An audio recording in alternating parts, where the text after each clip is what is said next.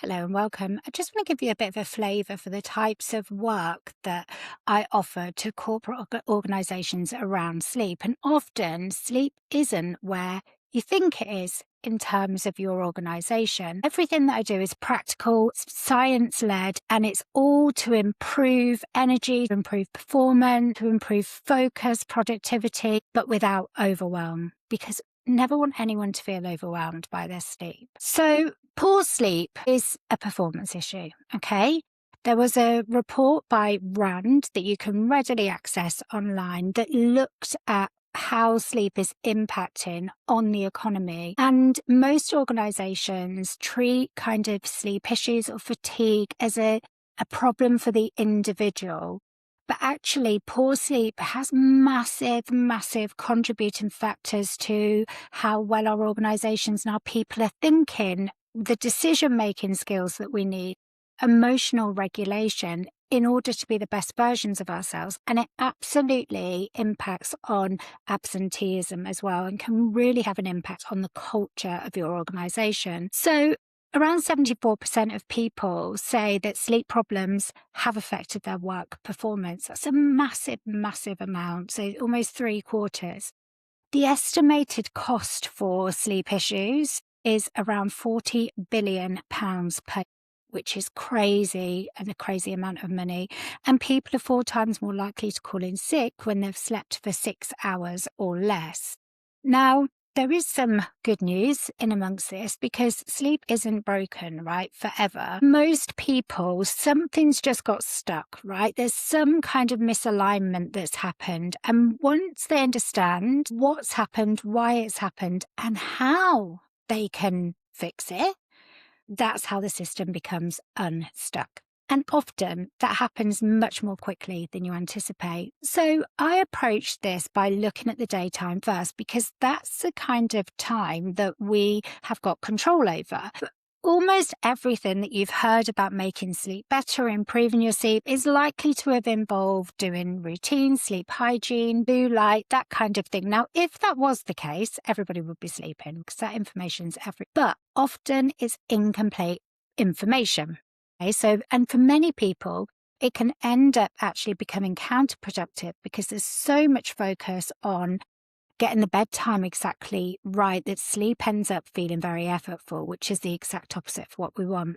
So what I always look at first is sleep pressure and giving people an understanding around sleep pressure. Sleep pressure is something that we naturally build during the day. It helps us to fall asleep, helps us to stay asleep through the night. There can be various factors that can contribute both positively and negatively to sleep pressure. But getting a real good understanding of sleep pressure can be so empowering for people. Then we have our circadian rhythm. So the sleep pressure builds through the day, depletes at night, builds in the day, depletes at night. The circadian rhythm is like almost the backbone of it, right? So it's your body clock. It's what we train to kind of remind us of things. And circadian rhythm controls our sleep. It also controls our metabolism as well. And the most common kind of rhythms are set by daylight and darkness, right? So daylight and darkness are really important when we look at the circadian rhythm and setting the circadian rhythm. And I'll give you a little sneak peek. Sleep is often made easier by focusing on the morning wake-up time and anchoring in the morning wake-up time, because it sets your circadian rhythm. You can control it also, but it also starts the sleep pressure building from the same time each day. So really little tidbit, but we talk a lot more about this. And then the hidden barrier. I think the one that's not spoken about enough actually is mental load. So how busy are your people, right? How busy is their brain during the day? Because this is going to have a huge impact on sleep. What your body needs in order to be able to fall asleep is a nervous system that's nice and relaxed, right? But mostly our nervous systems are very much alert, and that in itself can prevent sleep from coming.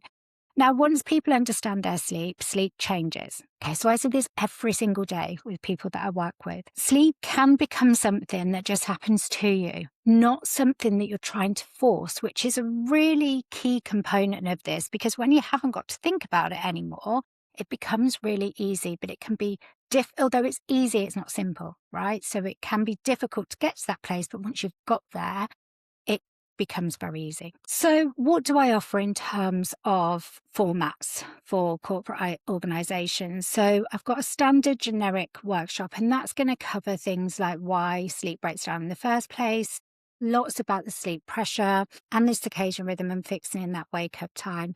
Looking at the mental load, how do we manage the mental load, and practical strategies that you can implement during the day, because that is often the place that we've got most control over. So that's the standard workshop, which is the same format for every, workshop that I do.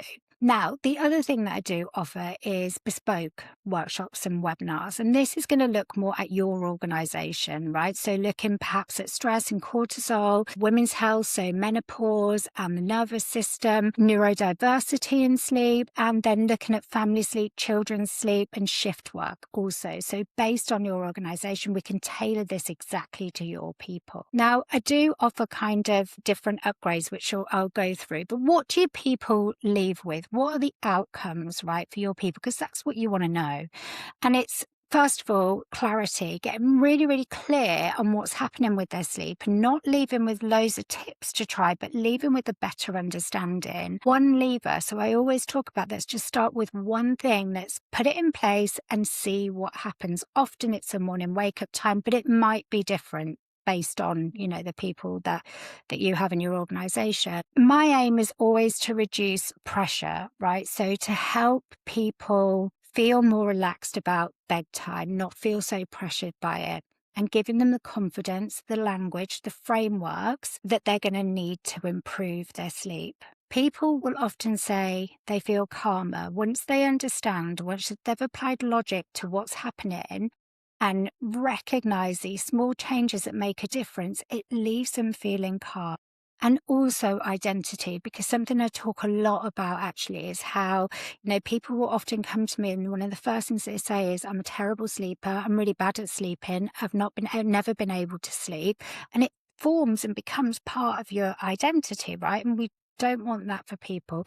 Often it's just where the system has just got a little bit stuck and we just need to pull that lever to get you out of it. So my kind of ethos is that people don't leave this thinking, my goodness, I've got all of this stuff to do. It's more, oh, okay, I know where the starting point is. Let's give that a go. And then seeing that make a difference. So as I said, there's kind of add-ons that you can have. You can also record the session, and that can then be sent out to people who can't attend in person. A sleep resource pack, which will cover exactly what I've covered during your workshop or webinar, that can be sent out to delegates, and follow-up sessions as well. So like perhaps 6 months post the webinar, we can look at a follow-up session, which is just like a check-in point, just to see how things are going. So I offer for workforces an auditing tool. Okay, so it's super simple. So what would happen is you get in touch with me. I can then send you a link, which will be purely for your organization, that you then send out to your employees.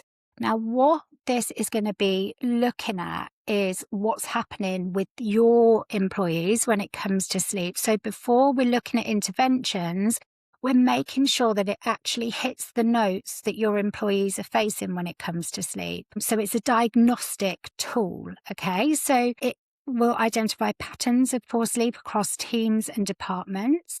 It will look at where the challenges are for your employees. So whether that's falling to sleep, staying asleep through the night, waking up in the morning, not being able to go back to sleep, or in the middle of the night. Impact on performance. And the really important part of this is that it's anonymous, identifiable. We look at what employees actually want. Okay, so what is their openness to support, and what would that support look like to them if they were able to access it? And it gives you really clear data that justifies the targeted action. So this becomes not a box ticking exercise designed for your people. And every organization is completely different. So, these are just the overview of what we look at. Example questions How often do you struggle to sleep at night? How often do you wake in the night and find it harder to go to sleep? Are you rested when you wake up in the morning? What are your energy levels like? How many days are you affected by poor sleep? Have you been tried to improve your sleep? If so, what have you tried?